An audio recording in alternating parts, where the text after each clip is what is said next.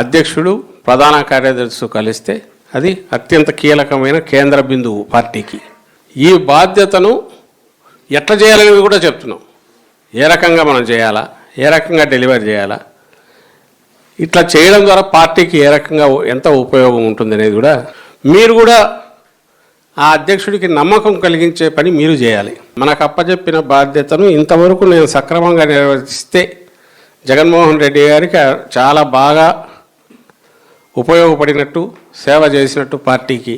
మన టీంను కలుపుకుపోయి మన వెంబడి ఉండే వాళ్ళను మనకు ఎవరెవరిని ఇస్తారో వాళ్ళను కలుపుకొని ఒక పర్ఫెక్ట్ మెషిన్ లాగా పనిచేయగలగాలి.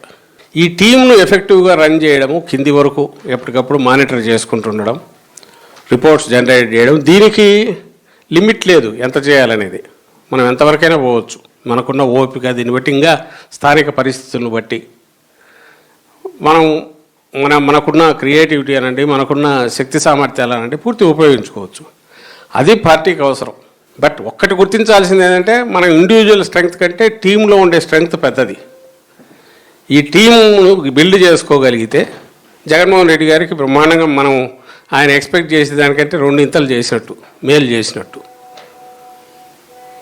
లేదు పార్టీకి అంత బ్రహ్మాండంగా సేవ చేసినట్టు. ఇలాంటి దీని గురించి ఇంత స్పష్టంగా ఎందుకు మీకు చెప్పాల్సి వచ్చిందంటే మీరుండే స్థానం అట్లాంటిది. ఇప్పుడు మీరు ఏ పదవిలో ఉన్నారో అది.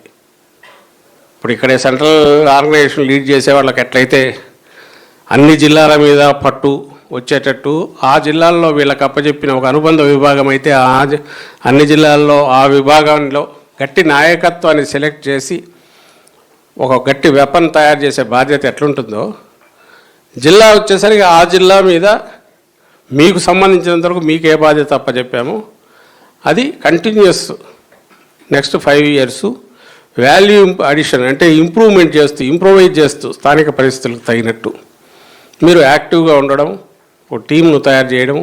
అందులో మీకు అప్పచెప్పిన సెక్రటరీలు ఉంటారు, మనకున్న నాయకత్వం. దీనివల్ల మనతో ఒక టీం తయారు చేసుకోవాలా, చేసి మన బాధ్యతలు, మనకు అప్పచెప్పిన బాధ్యతలు డెలివర్ చేయాలి.